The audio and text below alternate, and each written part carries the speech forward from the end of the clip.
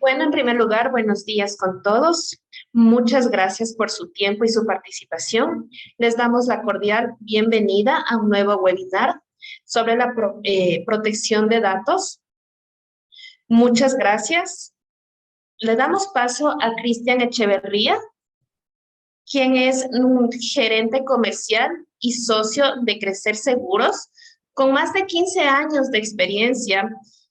Ha sido jefe operativo en Coris del Ecuador, coordinador comercial en Raúl Coca Barriga y ejecutivo comercial en Nova. Cristian, bienvenido. Muchas gracias, Tatiana. Gracias a todos por su presencia. Buenos días. Eh, yo soy representante de Crecer Seguros. Como les comentaron, somos un asesor de seguros. Tenemos más de 10 años en el mercado. Manejamos todo lo que son seguros generales, seguros de accidentes personales, de todos los ramos. Trabajamos con las mejores compañías de seguros y medicina prepagada del país. Y bueno, en virtud a la entrada de la vigencia de la Ley de Protección de Datos y en base a nuestro compromiso con todos nuestros clientes y con ustedes, en esta ocasión con nuestro socio comercial, que es AIG Metropolitana, queremos presentarles la póliza de Cyber Edge. Esta póliza principalmente protege a las instituciones cuando se ha dado una vulnerabilidad a la información propia o de los clientes, ¿ya? Bueno, un poquito les explico la metodología del webinar. Vamos a tener dos ponencias. Inicialmente se expondrán los aspectos legales y en la segunda parte tendremos todos los beneficios, que es contar con un seguro de riesgos cibernéticos. Cada expositor va a tener un tiempo de 30 minutos y al finalizar tendremos un tiempo para realizar consultas, inquietudes que ustedes tengan.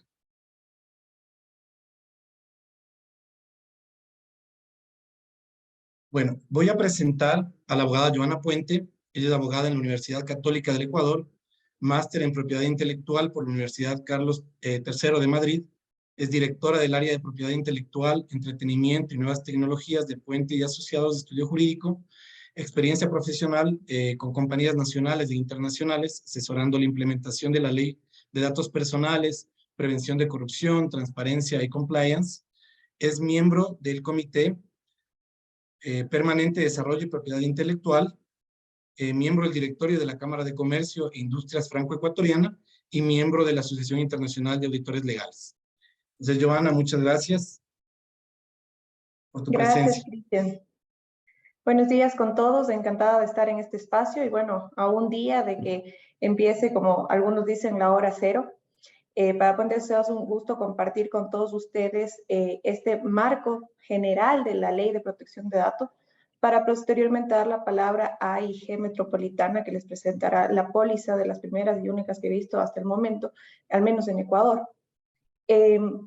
Simplemente como una breve introducción para quienes tal vez no tienen frescos los datos o les genera mucha incertidumbre hacia dónde va la protección de datos, quiero darles el antecedente de que esto ya existía en nuestra Constitución y en normativa dispersa hasta antes del 2021.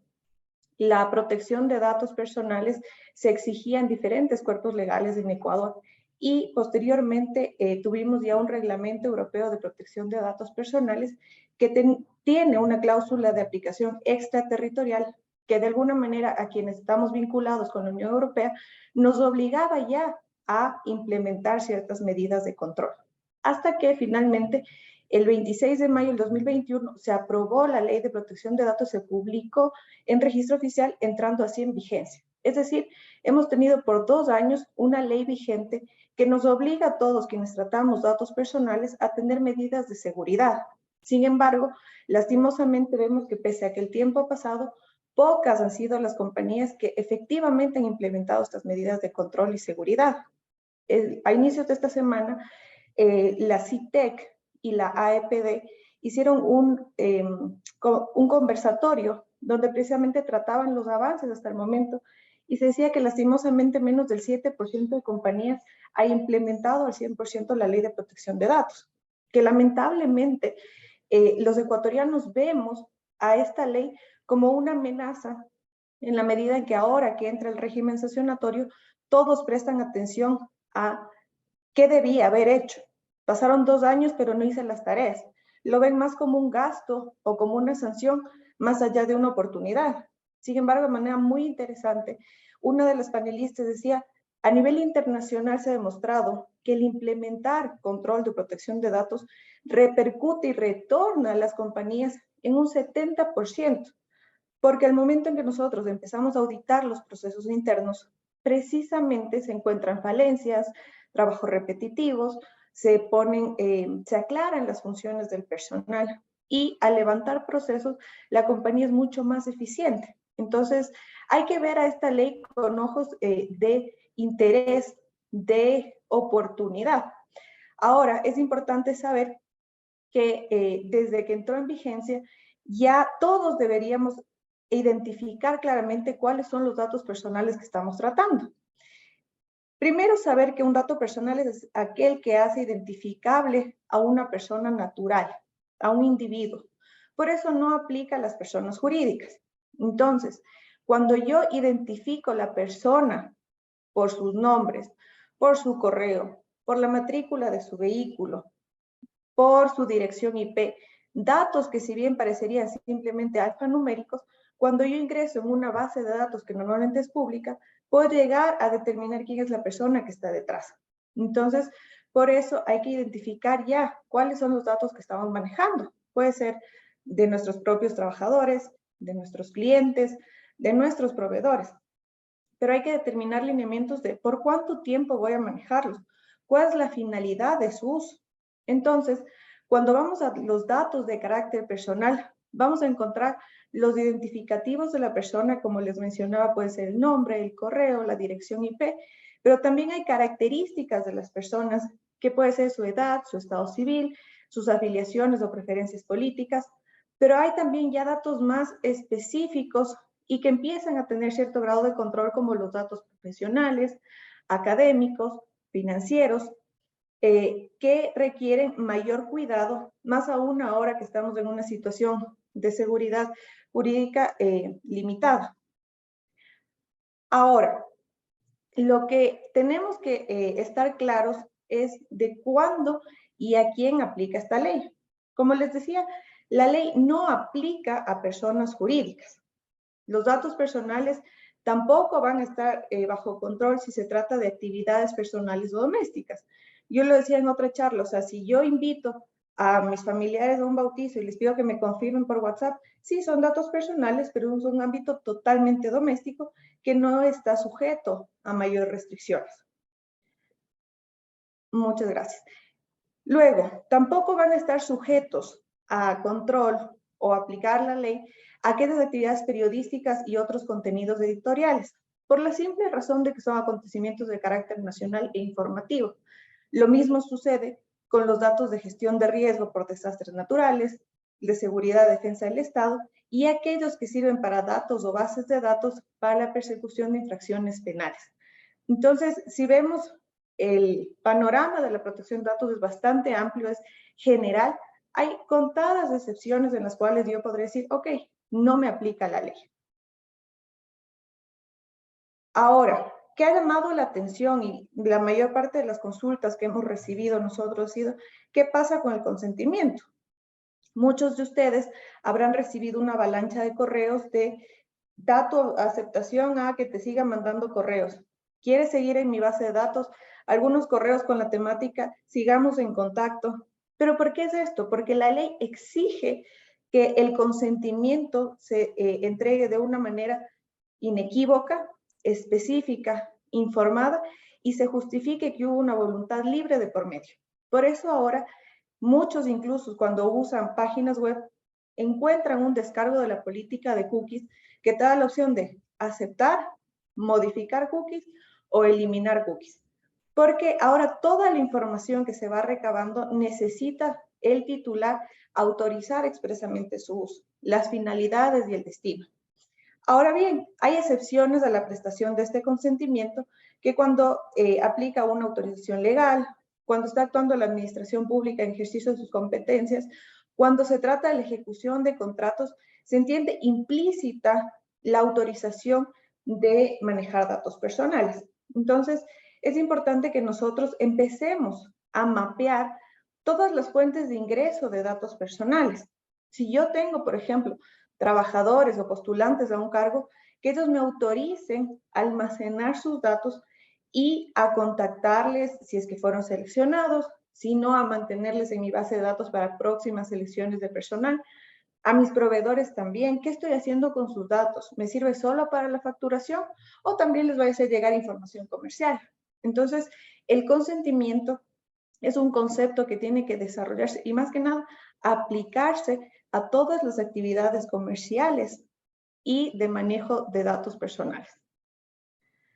Ahora, cuando hablamos de qué derechos reconoce esta ley, es importante que todos tengan presente que la ley estuvo inspirada, si cabe de alguna manera, en el reglamento de la protección de datos personales de Europa, por lo cual se trajo y se implementaron básicamente los mismos derechos que allí se reconocían, que son el derecho de acceso, de rectificación, de cancelación, de oposición, los famosos conocidos derechos ARCO, pero también se incluyeron derechos como el del olvido y la portabilidad. Todos estos son derechos que el titular puede ejercer en cualquier momento y ahí es cuando empezamos a ver los riesgos y los impactos de esta ley, porque un interesado que recibe tal vez información comercial puede preguntarse, ¿cuánto y cómo conseguiste mis datos personales? Justifican, necesito que los canceles, que los elimines, no me interesa. Puedo oponerse, yo solo te autoricé a que factures, no a que me mandes publicidad. Y ahí es cuando todos quienes manejamos datos personales debemos tener protocolos internos para notificar el retiro, para documentar las acciones que hemos tomado y para dar una respuesta oportuna. La ley establece plazos realmente cortos para el cumplimiento de el ejercicio de todos estos derechos. Entonces, es importante que determinemos un responsable, un proceso y se documente todas las gestiones que hacemos al respecto. Ahora, ¿quiénes están sujetos a esta norma? A mí me han preguntado en varias ocasiones, ¿quién es el responsable? ¿Quién es el encargado? ¿Qué empresas deben tener un delegado de protección de datos? Aquí hemos puesto un panorama bastante amplio respecto a quienes participan. Yo digo, el sujeto más importante y el que ahora se vuelve indispensable, a quien tenemos que cuidar como nuestro cliente, como nuestro aliado estratégico, es el titular. Sin titular o sin datos, yo no podría ejecutar contratos, yo no podría tener personal en nómina.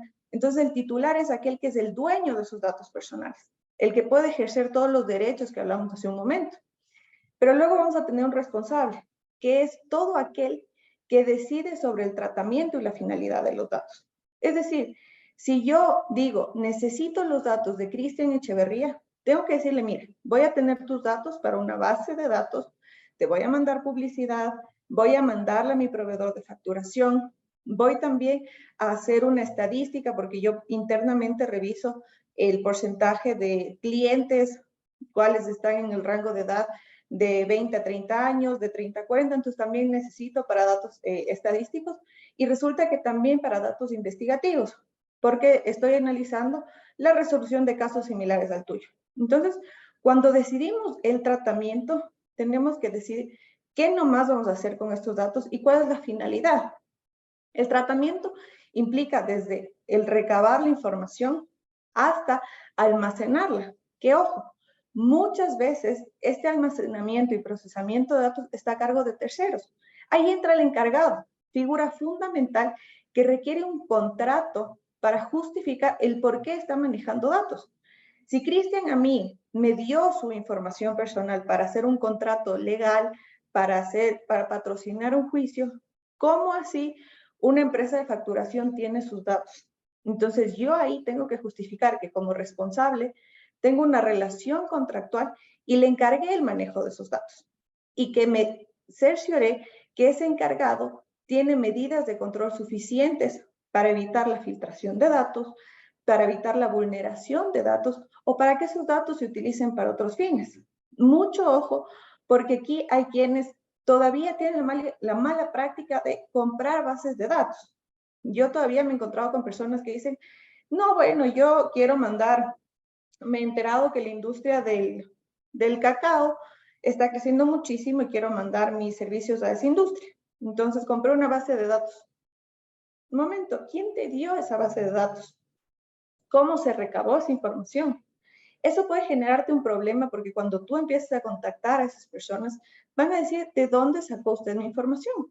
Entonces, vamos a ver que conforme avanza la norma, conforme avanza la ley, ya incluso exige que aquellas empresas o personas naturales, jurídicas, públicas o privadas, que manejan gran cantidad de datos o que, por ejemplo, tienen datos de carácter sensible, están obligadas a tener un delegado de protección de datos.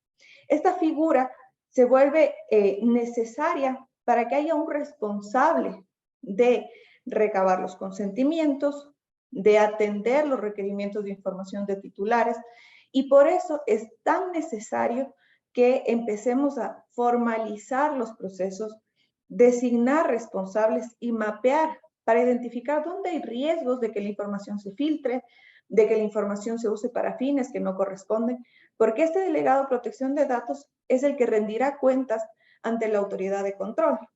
Entonces, tienen que empezar a diferenciar las responsabilidades, las relaciones contractuales entre el responsable y el encargado.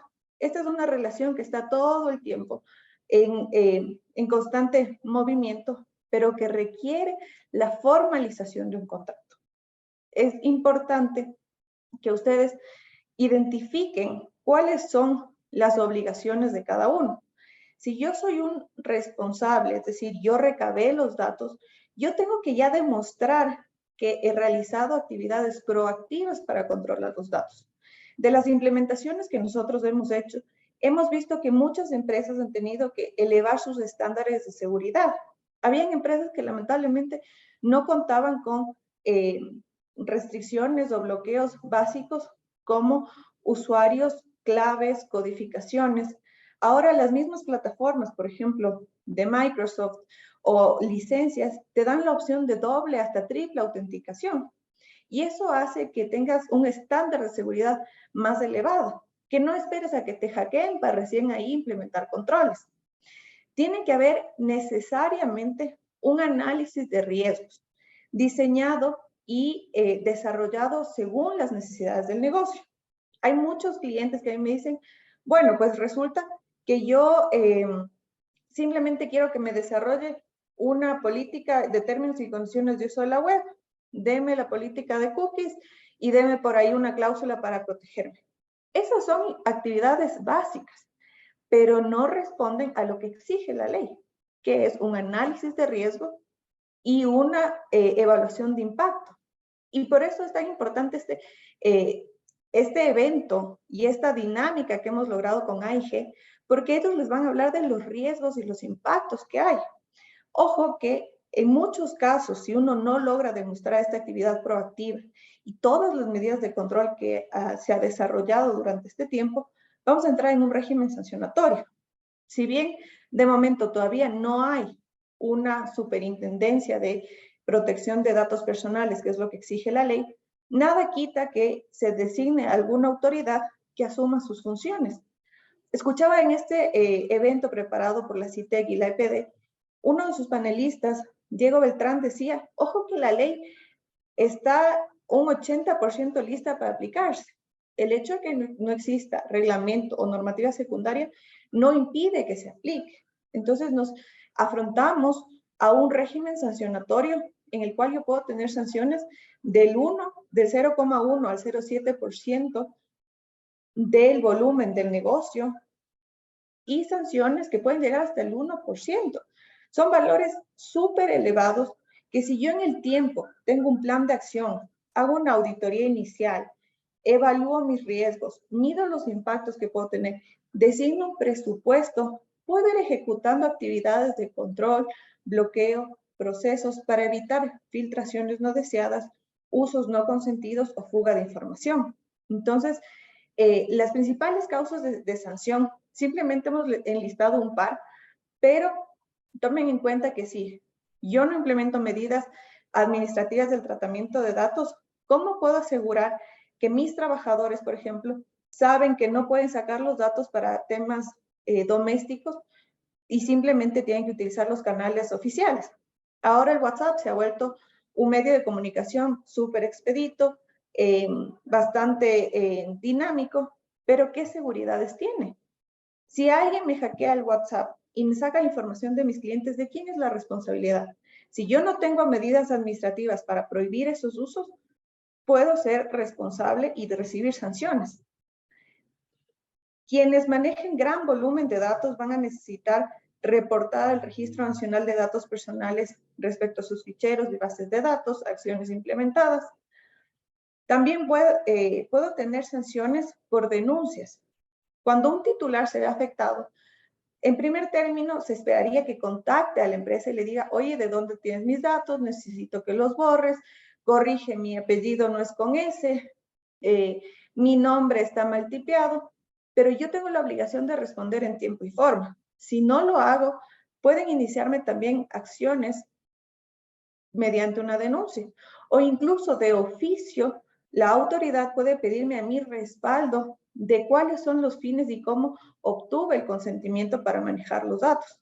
Entonces, por eso se vuelve tan importante que todos quienes nos acompañen el día de hoy hagan ese análisis, hagan la tarea, ese checklist de, ok, ya tenemos implementadas medidas de control, ¿cuál es el riesgo que tenemos? ¿Manejamos datos sensibles o no?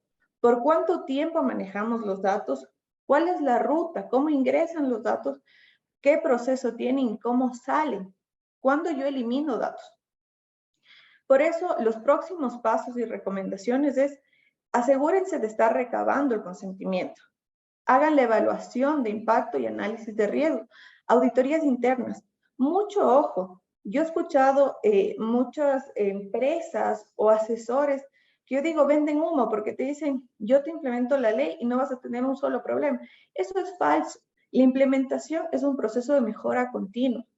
La implementación requiere auditorías periódicas y permanentes en el negocio. Nosotros como Puente y Asociados siempre solicitamos que haya un responsable, aun cuando no estén obligados a tener un delegado de protección de datos, que sí hay una persona que conozca, que capacite y que controle que los procesos se van aplicando. De hecho, la Ley de Protección de Datos tiene un esquema que implica la adecuación y la adaptación a normas incluso ISO de manejo adecuado de datos, que requieren ciertos controles, periodicidad, es auditoría, implementación, capacitación y mejora continua. Y regresamos, porque al momento en que cambie mi personal, tendré que volver a implementar, tendré que volver a capacitar. Al momento en que abrí una nueva línea de negocio y me invento, resulta que ahora puse un botón de pago en mi página web, tendré que implementar otros controles, designar otros responsables y capacitarlos para que manejen adecuadamente esa vía de comunicación.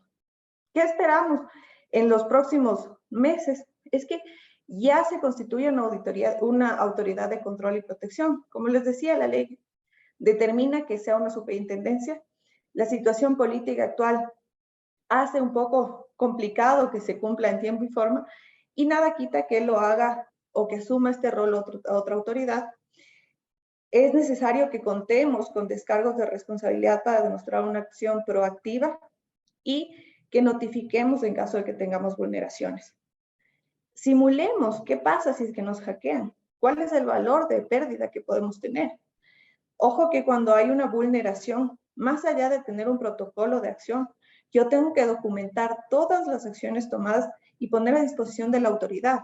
Es decir, la ley no dice no va a pasar nada. La ley dice, tengo una actitud proactiva. Si llega a haber una filtración, una vulneración, avísame, pero demuéstrame cuáles fueron las acciones y las medidas que tomaste. Entonces, espero que con este marco general que les he presentado surjan más dudas que respuestas, porque como les digo, esta ley es una oportunidad clave para que las empresas hagan una revisión interna, para que las empresas mejoren sus procesos y procuren siempre el cumplimiento de la norma y la defensa y garantía de los derechos de quienes son los más importantes, los titulares de derechos de protección de datos. Muchísimas gracias, Cristian. Por favor, si podemos seguir con el programa. Muchas gracias, Giovanna. Excelente tu explicación. Te quedo agradecido mucho Bueno, me permito presentar a la abogada Natalia Negret. Ella es abogada de la Universidad San Francisco de Quito, es especialista en seguros de la Universidad Externado de Colombia, es máster en Derecho de Seguros de la Universidad Queen Mary, Universidad de Londres, tiene experiencia profesional en el mercado asegurador de más de 12 años, ha sido abogada de compañías nacionales y multinacionales y trabajado como suscriptora de riesgos financieros en AIG Colombia. Desde el año 2020 lidera el área de líneas financieras de responsabilidad civil en AIG Metropolitana, compañía de seguros y reaseguros. Por favor, Muchísimas Natalia, gracias, Cristian. Bueno, primero que nada, muchísimas gracias a todos por su presencia.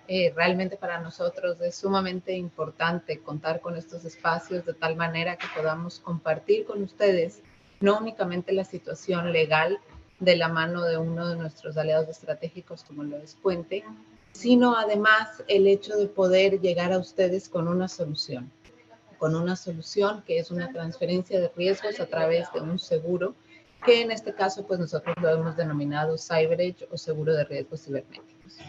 Muchísimas gracias.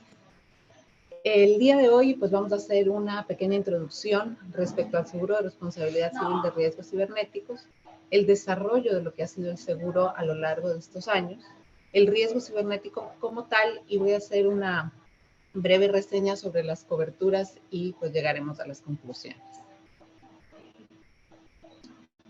Primero es importante entender qué es el seguro de riesgos cibernéticos y a quién está dirigido.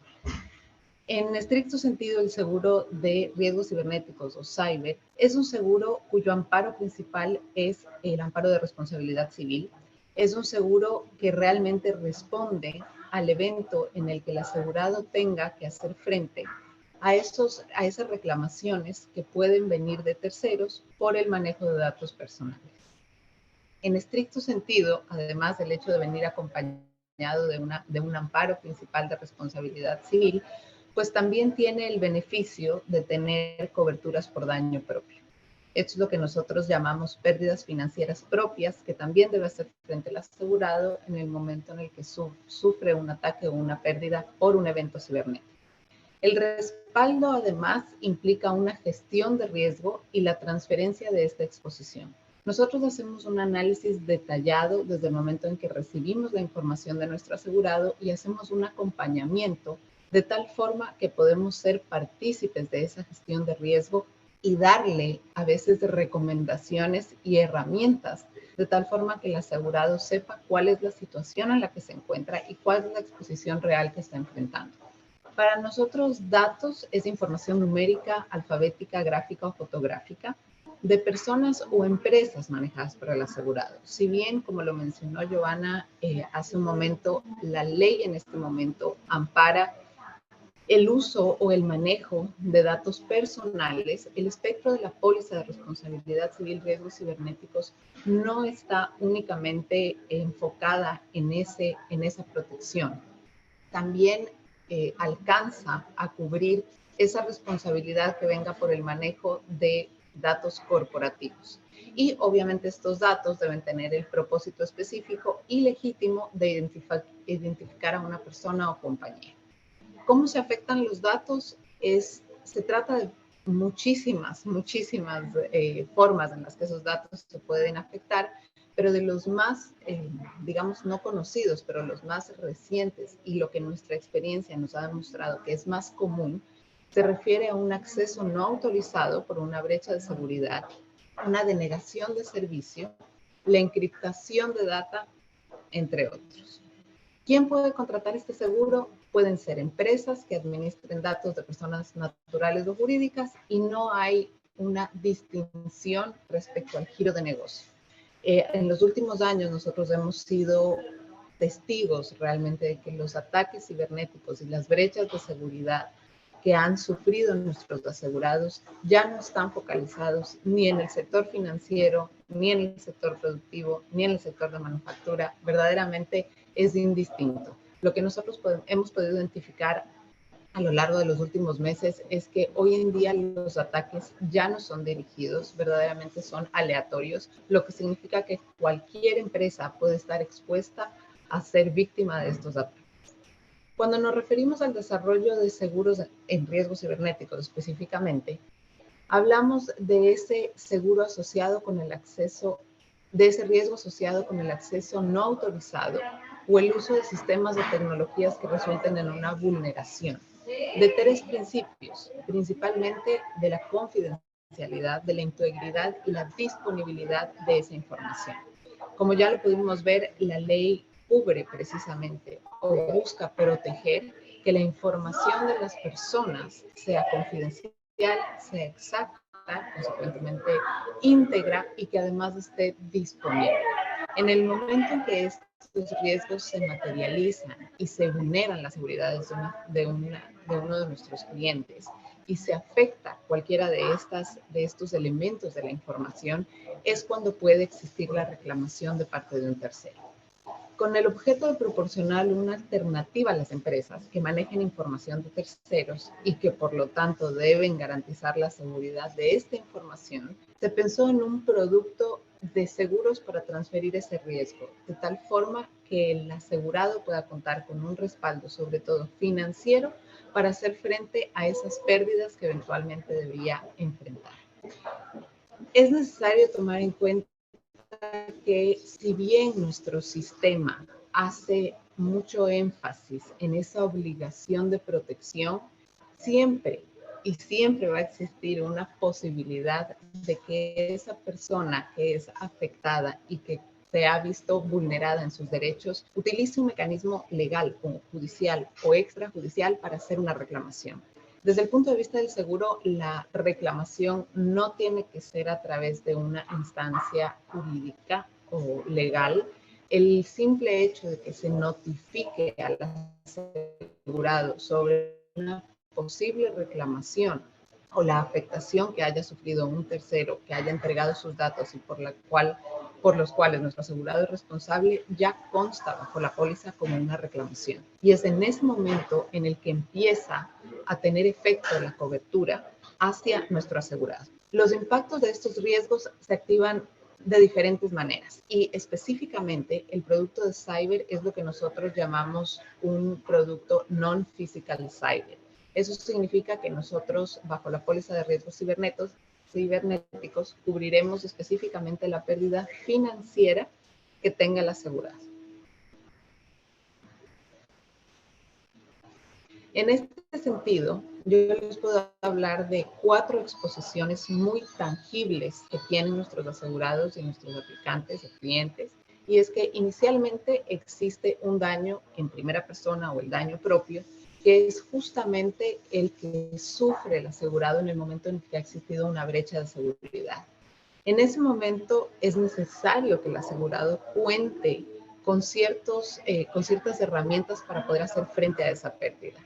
Entonces cuenta con una investigación forense, con la posibilidad de recuperar esos datos, el hecho de que puede existir una interrupción de negocio, el hecho de que se paren los sistemas y tenga que frenarse completamente la operación del asegurado y obviamente, lastimosamente es una realidad, el hecho de que se demande el pago de un monto por la recuperación de esa información. Eso es lo que nosotros llamamos daños propios y eso estaría cubierto bajo la póliza de riesgos cibernéticos. Por el otro lado, tenemos las pérdidas de tercera persona, las reclamaciones de responsabilidad civil, que involucran para nuestro asegurado incurrir en unos gastos de defensa, en el pago de una posible indemnización, la eventual investigación regulatoria que puede existir de parte del órgano de control y multas y sanciones por esas brechas de seguridades o por esos incumplimientos de acuerdo a la legislación vigente. Estas dos grandes, digamos, pilares, estos dos grandes pilares son los que están cubiertos bajo la póliza de cyber. Lo que no está cubierto bajo la póliza de cyber es lo que subsidiariamente estaría cubierto bajo una póliza de property, que es precisamente la destrucción de los equipos o en sí los daños físicos que se puedan ocasionar. Y en cuarto lugar, existe otro contingente de los asegurados que estaría cubierto por una póliza de responsabilidad civil general, que es precisamente los daños que se puedan ocasionar ya no a los equipos electrónicos, sino precisamente a equipos de terceras personas, y las lesiones corporales que puedan existir derivadas de ese tipo de ataque o brecha de seguridad.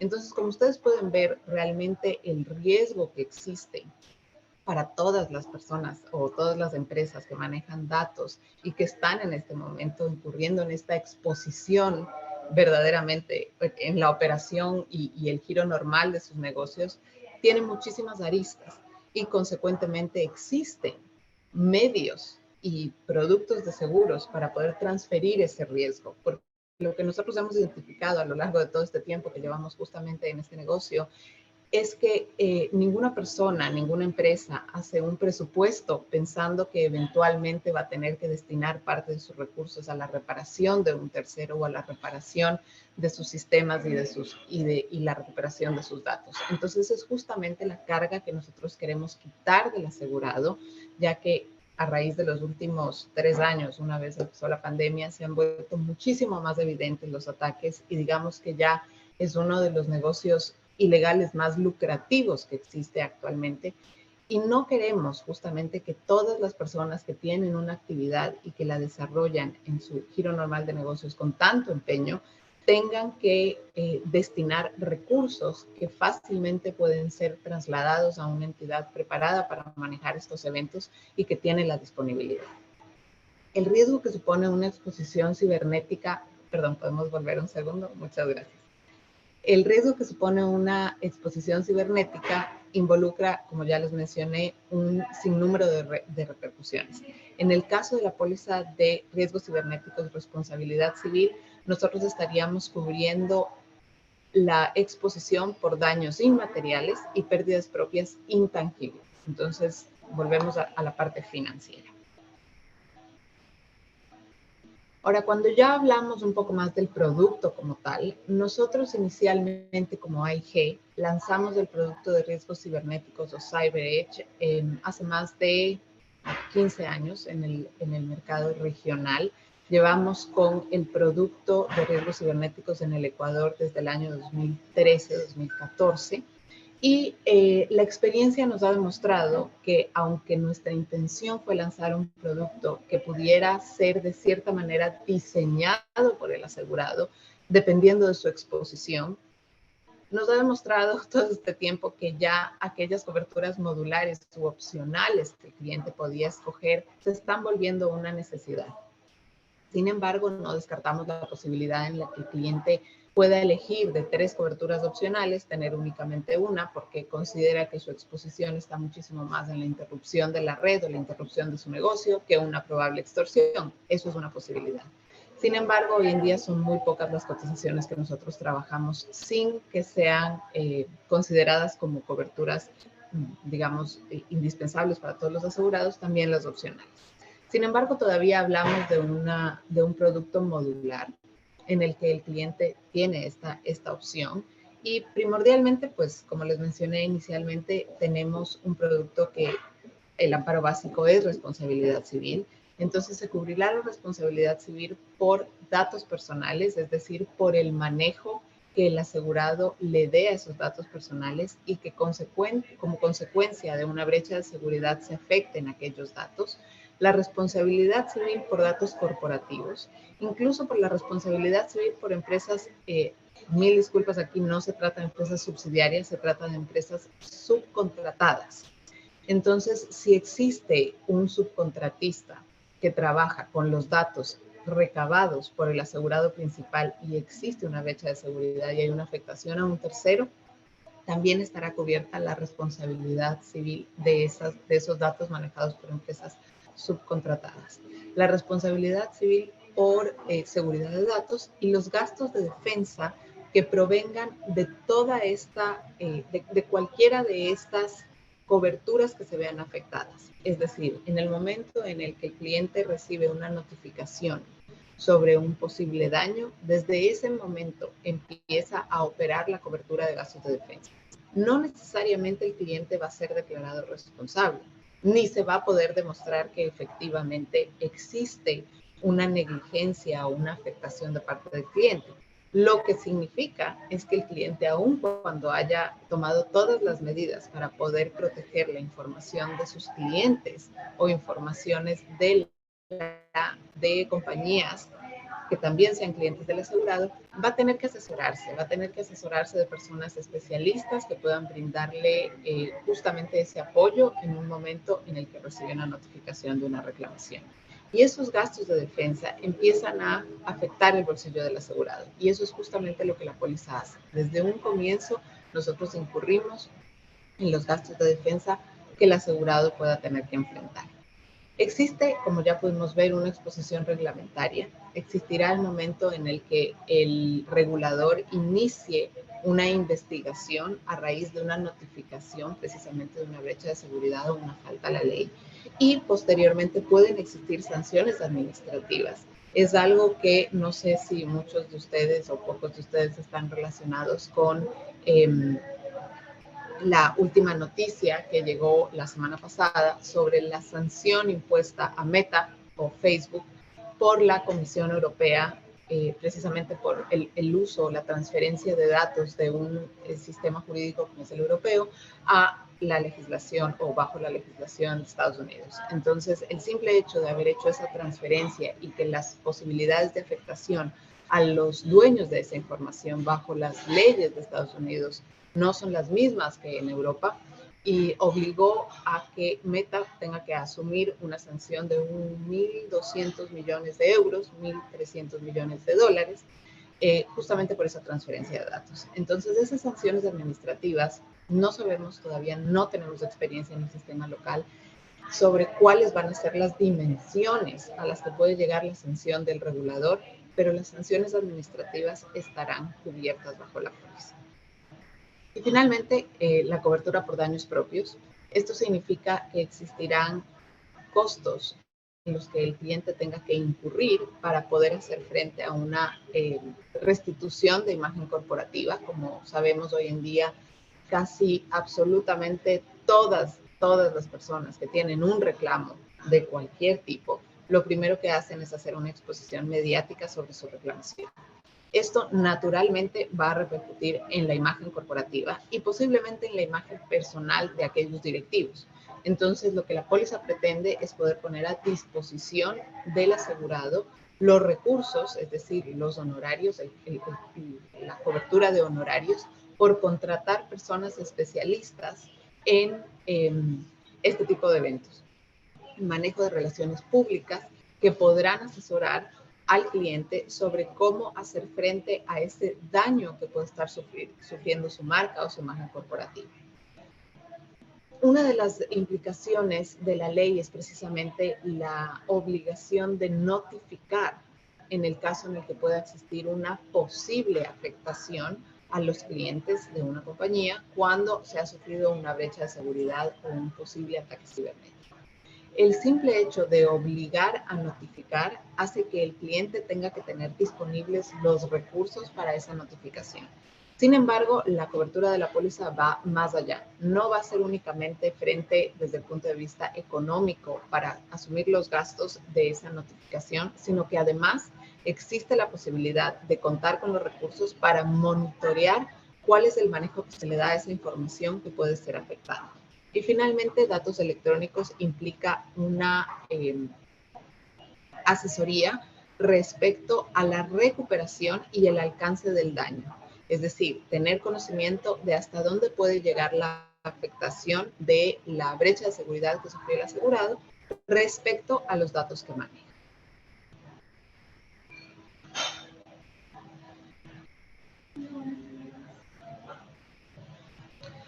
Este es un ejemplo de cómo realmente puede darse la afectación de la póliza. Entonces, en primer lugar, pues tenemos una brecha de seguridad en el cual se afectan los datos de terceros.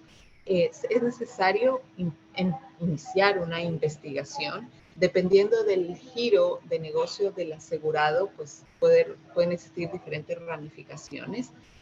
Posteriormente puede existir una multa justamente por el manejo que se le dio a esta información o a esa falta de diligencia en el momento en el que se recabó la información de los clientes. Y una vez sea público el hecho de existir una brecha de seguridad de una empresa específica, es donde vienen las reclamaciones de parte de terceros. Nosotros hemos podido identificar que muchas veces los asegurados o nuestros clientes no son conscientes o no están al tanto de estar efectivamente siendo víctimas de un ataque cibernético.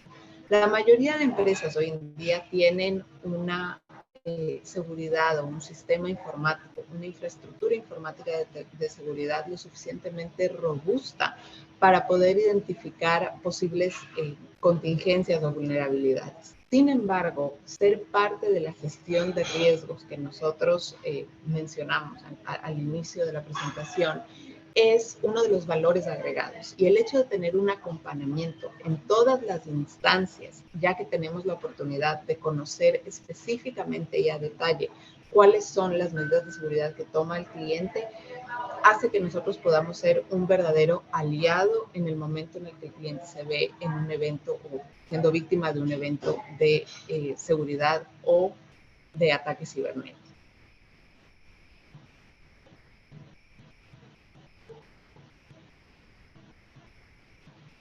Respecto a las coberturas, es importante que conozcan que la modalidad de cotización que nosotros tenemos hoy en día se refiere a tiene dos tipos de formas de cotización. La primera es a través de un portal que con el asesor de seguros pueden acceder a ese tipo de cotización, para la cual efectivamente se solicita una información mínima o requerimientos mínimos que debe cumplir el asegurado para poder acceder a esta cotización.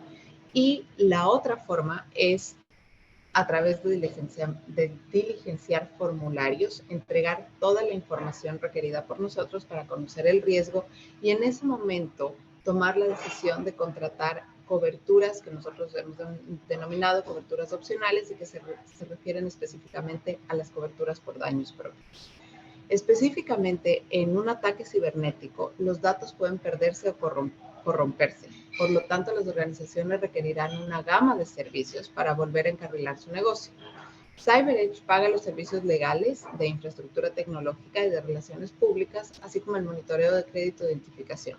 Además, los costos de restauración de datos y notificación de incumplimiento. Esto ya lo he mencionado, estas son las coberturas que siempre vendrán por default en las pólizas. Y únicamente, como les dije, en el tema de coberturas opcionales, estas podrán ser elegidas por el asegurado.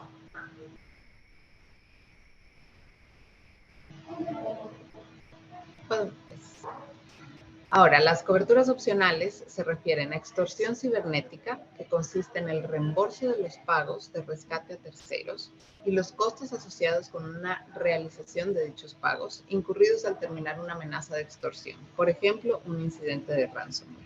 Lastimosamente, esta es una de los medios más utilizados por los atacantes, y es justamente el hecho de encriptar la información, de hacerla inaccesible a los asegurados y solicitar el pago de un rescate. Esto estará cubierto por la póliza, opera a manera de reembolso. La compañía de seguros no realiza las negociaciones directamente con los atacantes, pero en el momento en el que se demuestre la pérdida en la que ha tenido que incurrir el asegurado justamente para la recuperación de esos datos, es cuando la compañía realizará el reembolso. Es importante notar que como recomendación específica y de los diferentes eventos que nosotros hemos tenido a lo largo del tiempo, la primera recomendación es no realizar el pago. Son muy pocos los casos en los que efectivamente se recupera la información. Sin embargo, en el momento en que el cliente efectivamente cuente con la información recuperada y esta información pues sea la que inicialmente se encriptó o se denegó el acceso, pues entonces digamos que en ese momento sí ha surtido efecto el pago, pero la experiencia nos ha demostrado que ese no siempre es el caso. La interrupción en la red es una cobertura que proporciona cobertura para la pérdida real sufrida como resultado de una reducción en los ingresos comerciales. Estos son calculados por referencia a la utilidad neta y los costos fijos continuos o las utilidades brutas, es decir, lo que nosotros conocemos en otros ramos como lucro cesante, o el aumento de los costos de trabajo como consecuencia de un evento asegurado cuya definición está sujeta a la cobertura contratada. El hecho de que se haya tenido que trabajar extra, por ejemplo, para poder recuperar el acceso o poner en marcha los sistemas o recuperar la operatividad de una red, es justamente ese aumento de los costos de trabajo a los que hace referencia esta cobertura. Y finalmente, dentro del margen de líneas financieras, nosotros hemos identificado coberturas tal vez de otros productos que pueden ser un valor agregado para los clientes. Y en este caso nosotros hemos incluido una cobertura que se refiere a contenido multimedia. Realmente es una cobertura que va mucho más relacionada con la póliza de responsabilidad civil profesional, pero justamente porque existe una exposición de los clientes cuando manejan páginas web, y que pueden sufrir o pueden ser víctimas de un ataque en el que un atacante pueda manipular el contenido publicado en esas páginas donde se promocionan bienes o servicios, se otorga el valor agregado justamente en esta póliza de hacer frente a esas indemnizaciones por las demandas que puedan existir de terceros por el contenido que se publican en las páginas web. Entonces, eso es lo que nosotros llamamos contenido multimedia, que es una cobertura de daños y gastos de defensa derivado de actividades en medios digitales, y la póliza cubrirá la pérdida financiera directa de la compañía debido a ese evento de seguridad específico. Estas, como les dije, son las coberturas opcionales. Hoy en día, el producto más pequeño o digamos más sencillo que nosotros tenemos en el mercado incluye dos de esas coberturas. Incluye extorsión cibernética e incluye interrupción en la red. El contenido multimedia sigue considerándose como una cobertura opcional. La mayoría de los clientes sí lo contratan porque, como les menciono, realmente la experiencia nos ha demostrado que la necesidad de los clientes ya va más allá. La exposición es tan alta que muchas veces el cliente prefiere contratar todas las coberturas opcionales en vez de únicamente las dos que vienen por default en el producto presuscrito.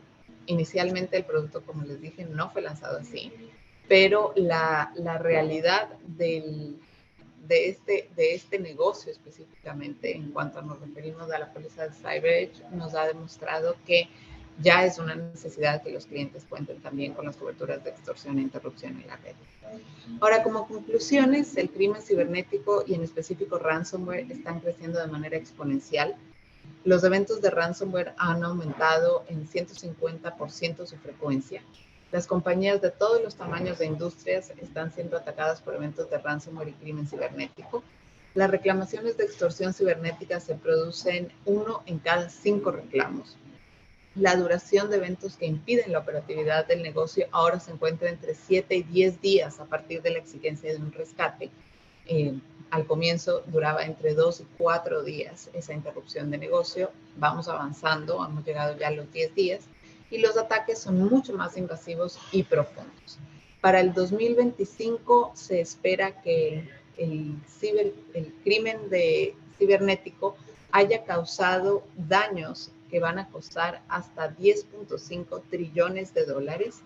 Del 2015 al 2021, el incremento en los pagos por ransomware o los costos se prevén, o mejor dicho, han incrementado de 325 millones de dólares a 20 billones de dólares. Y se sabe que cada 11 segundos se están lanzando ataques de ransomware en todas las líneas de negocio. Para el 2021 estábamos en 11 segundos. En este momento nosotros estimamos que estamos en cada 7 segundos. Esta ha sido una pequeña exposición de lo que son las coberturas. Ahora, cuando nosotros hablamos específicamente de casos que hemos manejado, como les digo, ya no se trata de giros de negocio o industrias que son atacadas con más frecuencia. Ya realmente la exposición existe en todos los nichos de mercado. Aquí tenemos 3 ejemplos. En el caso del sector de salud, tuvimos el caso de un empleado de una empresa de productos médicos que robó y vendió datos de 40,000 pacientes. Se reembolsaron al asegurado más de $700,000 por gastos incurridos para notificación y monitoreo. En el caso de contenidos multimedia, se trató de un asegurado que publicó fotos de un personaje famoso y una historia que le implicaba un asunto de tráfico que lo implicaba en un asunto de tráfico de drogas online. El famoso negó las acusaciones y a través de sus abogados solicitó que se retractara de la historia. AIG asistió al asegurado en las negociaciones legales con ese famoso. Y finalmente, extorsión cibernética.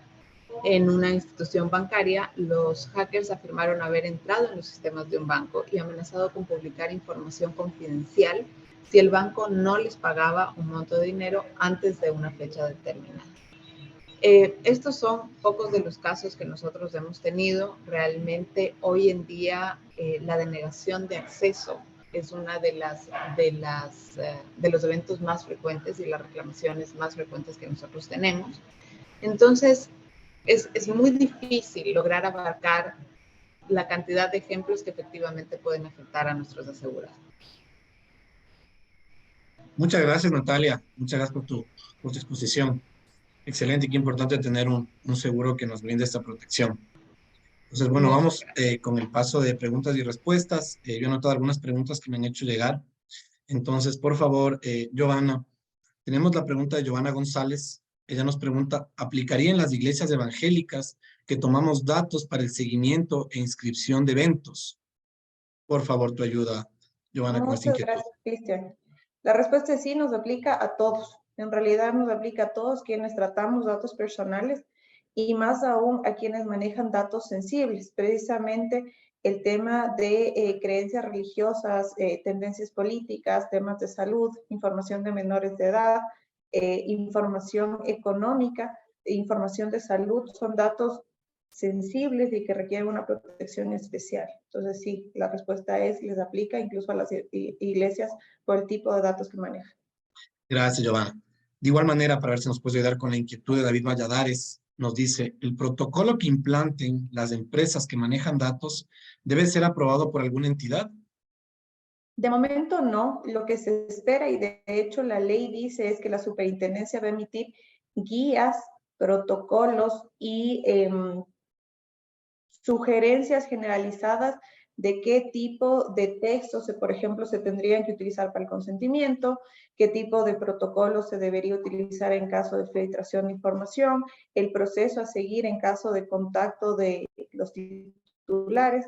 Entonces, son más lineamientos, más no que nosotros tengamos que pasar por aprobación de la autoridad. Ahora, cuando estamos implementando la ley, lo que se sugiere es siempre implementar un sistema de gestión de datos aplicando criterios de norma ISO. Entonces, sí tenemos directrices generales que nos sirven de ayuda para desarrollar las normas de cada empresa en función de su giro de negocio y sus procesos internos, pero no necesita una autorización como tal de la autoridad pública. Listo, Giovanna, muchas gracias. Pero tengo una pregunta aquí para Giovanna y para Natalia. Entonces, la primera nos pregunta Jefferson Martínez, hace 3 preguntas, nos dice, ¿cuál es el procedimiento que se debe seguir en el caso que un tercero haga caso omiso del manejo de mis datos, si no existe superintendencia de datos?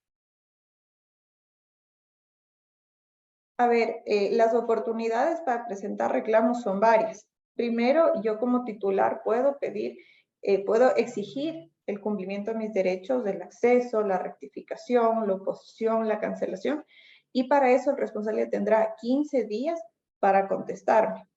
Segundo, yo puedo solicitar, en este caso todavía no hay una autoridad, pero puedo documentar que no respondieron mi primer requerimiento para de ahí iniciar las acciones dispuestas en la Ley de Protección de Datos. Ahora, si estas vías no resultan idóneas o de momento sabemos que no hay autoridad de protección de datos, podemos optar por otro tipo de reclamos, dependiendo si hay un incumplimiento contractual, si se está afectando derechos de consumidores, hay acciones específicas. Entonces, siempre dependerá del tipo de afectación y los usos que se han dado para determinar autoridad competente y proceso a seguir. Listo, gracias. Él también nos solicita, nos consulta lo siguiente. ¿La multa por un manejo inapropiado va en función de la facturación? ¿Es facturación mensual, anual o cuál es el periodo que se considera? Como está prevista la ley, es un porcentaje del resultado económico del año inmediatamente anterior. Entonces, es un valor bastante elevado. La autoridad tiene que emitir todas estas normas secundarias para terminar el cálculo, ver cómo se identifica el monto base, si es que es previa deducción de impuestos, si es que hay algún tipo de deducción que se aplica, pero siempre se basa en el resultado del año inmediatamente anterior. Listo, Ivana, muchas gracias. Natalia, igual, Jefferson Martínez nos consulta. ¿Existe algún producto de protección de datos relativos a la salud que considere la póliza CyberEdge? De ser afirmativo, ¿cuáles son las consideraciones que la aseguradora toma en cuenta para fijar los costos? No, en el caso del producto de cyber, nosotros no hacemos distinción del tipo de condicionado o coberturas dependiendo del giro de negocio del cliente. Las coberturas son iguales para todos los giros de negocio y únicamente dentro de los formularios que nosotros requerimos para suscribir el riesgo se determina o hay una pregunta específica sobre el número de registros. En el caso en el que el cliente sea una institución que preste servicios de salud, debe diligenciar con el número de registros, que ya vimos que es cualquier dato que puede identificar a una persona, respecto a los pacientes. Y específicamente, pues aclarar que se trata de historias clínicas o información relacionadas con salud. Pero el tipo de producto va a ser el mismo y las coberturas serán las mismas. Listo, Natalia, gracias. Otra inquietud que nos presenta Gastón Correa nos dice, si soy dueño de una plataforma web educativa, ¿tengo responsabilidad del uso que se dé por la entidad educativa acerca de los datos? Totalmente. O sea, ahora tienen que identificar todas las fuentes de ingreso de datos personales. Normalmente, o sea, bueno, lo que nos dice la experiencia en base a los clientes que hemos asesorado en esa línea de negocio es manejen información desde la página web. Por lo general tienen plataformas donde cargan las clases, toman pruebas y demás. Es plataforma de terceros. También tienen plataformas, por ejemplo, de consulta de información, bibliotecas virtuales donde ponen datos personales o crean usuarios. Tienen también algunos sistemas de control biométrico, por ejemplo, para asistencia de clases, reconocimiento facial para los exámenes. Entonces, sí, o sea, el hecho de que esté a nivel electrónico la información no exime de responsabilidad. Hay empresas que gran parte de su negocio es online y por ende la cantidad de datos es amplia y se centralizan en sistemas y servidores, pero hay otros quienes tal vez siguen con la presencialidad o tienen esquemas mixtos en que también tienen bases de datos, porque a veces me dicen, yo solo tengo el cuaderno de asistencia.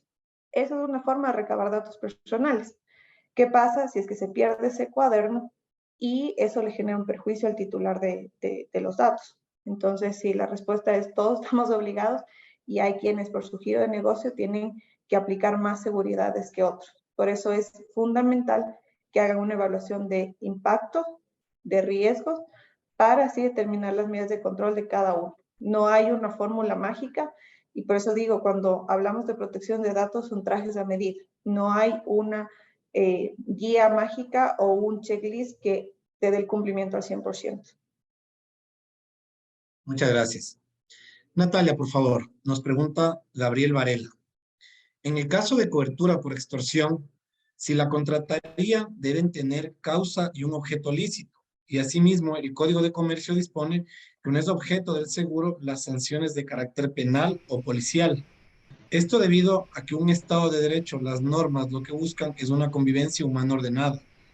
Porque estar cubriendo esta extorsión sí podría entenderse el fomento de este delito, yendo incluso en contra de las recomendaciones de las autoridades policiales sobre no acceder y no tengo lo demás. No sé si quedó claro, me repito. Sí. A ver, efectivamente, inclusive este ha sido una de los temas más tratados internamente como corporación. No se pretende en ningún caso fomentar una actividad ilícita con el pago de una extorsión. Lo que se pretende es darle la continuidad del negocio a las operaciones que son víctimas de una extorsión de este tipo. Si bien es un delito y no pretendemos cubrir el hecho del delito, lo que pretendemos cubrir es justamente el hecho de que el cliente necesita los recursos para poder continuar operando. Puede suceder lo mismo, o mejor dicho, el planteamiento es el mismo para la cobertura de extorsión que existe bajo la póliza de crime o la global bancaria. No se pretende, por ejemplo, pagar las conocidas vacunas que existen hoy en día. Lo que sucede es que nosotros estamos amparando al asegurado para que pueda continuar con su operación normal, el giro normal de sus negocios. Por eso la recomendación es no acceder al pago inicialmente, pero si efectivamente se recupera la información correcta, pues nosotros reembolsamos al asegurado. Pero esto es una posición estricta del asegurado respecto a la negociación como la vaya a tomar. Listo, muchas gracias, Natalia. Bueno, vamos a atender unas dos últimas inquietudes, ¿sí? Por favor, Giovanna, si nos puede ayudar, nos dice, ¿los clientes pueden negarse a autorizar el uso de datos personales? En el caso, ¿pueden perder el servicio o producto para el cual se solicita la autorización? ¿O se puede autorizar parcialmente según los requerimientos que conste esta autorización establecido por cada entidad o proveedor, o autorizar y luego quitar la autorización que hemos dado con anticipación? Sí, a ver, es súper interesante esta pregunta porque hemos visto que muchas plataformas, no voy a referir obviamente a marcas o instituciones, pero algunas plataformas dicen si no aceptas, ya no tienes acceso a esta aplicación. Entonces muchos clientes dicen, me da miedo aceptar, cuando abro el texto ni siquiera entiendo lo que me están pidiendo, entonces de momento no.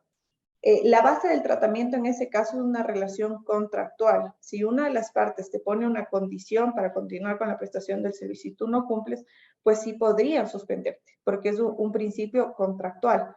La ley es, un contrato es ley para las partes. Si no me das la información que necesito para prestarte un servicio, pues normal que no te lo preste. Ahora, ¿qué es lo que pide la ley o que el direccionamiento que tiene? Es que se haga la minimización del uso de datos a los estrictamente necesarios. Entonces, por ejemplo, si el servicio que me están dando requiere simplemente mi nombre y apellido, ¿por qué me piden los datos de mi cónyuge, de mis familiares, referencias bancarias, personales? Como, ok, yo te voy a dar los datos que sean estrictamente necesarios para la ejecución contractual y no me puedes obligar, por ejemplo, a que también te dé para que me mandes campañas publicitarias. De hecho, en Europa, que está mucho más avanzado en esta materia, gran parte de las sanciones son porque, si bien hay un formulario de consentimiento que te pone 3 o 4 casillas para diferentes tratamientos, si tú das clic al 1, no te da opción a continuar. Entonces tienes que sí o sí dar clic a las 4 recuadros para avanzar. Eso es un consentimiento condicionado y no está permitido. El titular tiene la facultad de decidir las finalidades específicas. Entonces, a mí no me puedes obligar que te ceda todas las autorizaciones para los 4 casilleros si en realidad tú solo necesitas el primero. Entonces, la respuesta es, dependerá del caso, de la ejecución del servicio y de cómo las partes puedan justificar la necesidad de ampliar o restringir la información. Pero sí, el consentimiento a lo largo del tiempo va a ser moldeado según pacten las partes. Ya, listo, muy amable, muchas gracias. Ahora tenemos una inquietud adicional. Nos dice, Giovanna, si nos puedes ayudar con esta pregunta. ¿Cómo se interponen estos riesgos en la protección de datos personales e información con la implementación de la transformación digital o gobierno digital en Ecuador? Súper interesante, porque en realidad la ley establece que los obligados a cumplir son los entes públicos y privados. Esto quiere decir que con el paso del tiempo, los datos públicos también tienen que presentar ciertas restricciones para acceso. Por ejemplo, actualmente uno entra a la página web de la autoridad tributaria y con datos mínimos puede acceder a información súper amplia. Lo mismo sucede, por ejemplo, en la superintendencia de compañías, hay información de los accionistas, de los resultados del negocio. Entonces, ¿qué es lo que debería, o la tendencia nos dice que debería aplicar la administración pública? Es que con el paso del tiempo implemente medidas de seguridad para que el usuario justifique por qué accede a esos datos y cuál es la finalidad. Entonces, esto no va en contra del acceso a datos, la información pública, del gobierno abierto. Lo que te obliga es que tengas ciertas, que documentes los accesos, que veles por el cuidado de tus ciudadanos y normalmente las entidades públicas de otros países con normas más avanzadas o mayor control, lo que hacen es, por ejemplo, pedir autenticación con el número de cédula, el número de pasaporte para ver quién está accediendo a su información, el motivo de la consulta. Quienes en algún momento, por ejemplo, han necesitado un certificado de antecedentes penales, sabe que tienes que ingresar el motivo de la consulta. Entonces, esto hace que sí, existan datos abiertos, existe información pública, pero que el acceso sea controlado, justificado y documentado. Muchas gracias. Tengo una inquietud que también nos dice Joana, si nos puede ayudar. Para empresas que tengan una certificación ISO 27001 de seguridad de la información, ¿esta empresa ya cumple con lo que pide la ley? No. Justo cuando me refería a existen lineamientos generales de un sistema de gestión de calidad, me refería a la norma ISO 27001. Esta norma está determinada para el manejo en general de la información, pero no es específico sobre datos personales y los controles que se tienen que hacer. Yo me atrevería a dar un número y decir que quienes tienen una norma ISO tienen avanzado siquiera el 60% del trabajo, porque cuando nosotros entramos a hacer la auditoría ya tienen mapeados los procesos, los responsables, las fuentes de información. Entonces es mucho más fácil, y yo digo hasta gráfico, identificar cómo es el manejo de los datos para ubicar dónde hay riesgos de filtro, dónde hay riesgos de ataques. De hecho, cuando nosotros hacemos la auditoría y la evaluación de impactos y riesgos, nosotros tenemos un grupo multidisciplinario y tecnológico. Contamos con un profesional que hace incluso, él tiene formación de ethical hacker y simula accesos no autorizados o ve por qué parte del entorno digital hay que implementar mayores controles. Entonces, el que tengan una ISO 27001, les aseguro que es de gran ayuda. Hemos adelantado, yo digo, la tarea manual y operativa, pero no responde las necesidades de fondo que exige la Ley de Protección de Datos. Muchas gracias. Tenemos una persona que nos consulta tips para evitar los ataques. O sea, tal vez si Joana o Nati nos pueden ayudar con esto. Bueno, la verdad es que desde el punto de vista del riesgo y la infraestructura tecnológica, lo que nosotros hemos podido evidenciar es que es necesario contar, pues obviamente, con medidas de seguridad como contraseñas que sean rotadas normalmente, que se cuente con factores de autenticación multifactor, que se detecten las vulnerabilidades y sean parchadas a tiempo. Creo que eso es entre lo más importante, tener un plan de continuidad de negocio, de tal forma que si efectivamente se sufre un ataque cibernético, una brecha de seguridad, puedan tener la alternativa de operar en el menor tiempo posible, y la validación de los sistemas de backup. O sea, definitivamente el saber que están disponibles y que además cuentan con las actualizaciones de las últimas informaciones que son necesarias para operar, definitivamente es importante. El hecho de tener redes segmentadas creo que también es importante cuando se tiene una red operativa y una red de producción. Creo que es una de las medidas de seguridad. Y no, o sea, no se me ocurre en ese momento qué más. Lo que pasa es que realmente los ataques cibernéticos y los cibercriminales están tan más adelante que nosotros, que lastimosamente creo que nunca vamos a poder estar a la misma altura, pero desde mi lado esas serían las recomendaciones. Sin duda, gracias Natalia. Yo simplemente tomaría nota de otras recomendaciones que, aunque parezcan básicas, lamentablemente lo que nos ha demostrado la experiencia es que las MIPYMES no tienen, por ejemplo, licencias oficiales. O sea, lamentablemente se utilizan programas pirata que obviamente tienen el riesgo de virus, el riesgo de accesos no autorizados. Entonces, tener un protocolo de sistemas que el equipo de tecnología tenga mapeado, como decía Natalia, qué hacer en caso de alguna vulneración. Algo que es sumamente importante y que a veces las compañías no han determinado niveles de control es cómo se almacena la información. Hay empresas que, por ejemplo, no permiten el acceso a plataformas gratuitas o sin usuario verificado. Uno de nuestros asistentes aquí nos decía, mi plataforma no me deja acceder a Zoom, ¿cómo hago? Y tuvieron que habilitar los accesos, porque esas son medidas de seguridad. Hay quienes, por ejemplo, hay correos programados y notifican si es que alguna información se mandó, por ejemplo, a la nube o se grabó en un dispositivo USB. Entonces, son formas de control y notificación y también dar accesos permitidos solo a ciertos niveles. O sea, hemos visto que también hay empresas que tienen un disco general donde todo el mundo mete datos, pero claro, si es que alguien malintencionado accede a esa información, pues puede poner en riesgo la operación de todo el negocio. Entonces, a veces según la jerarquía, les dan permiso de acceso a ciertos archivos, a ciertos volúmenes de información.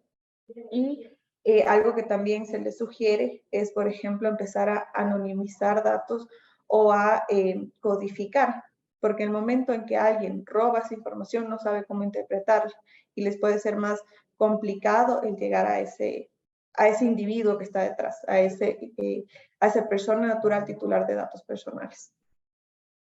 Listo, Natalia, listo, Joana, muchas gracias. Una última pregunta, creo, a ver si me puede ayudar, por favor, Joana.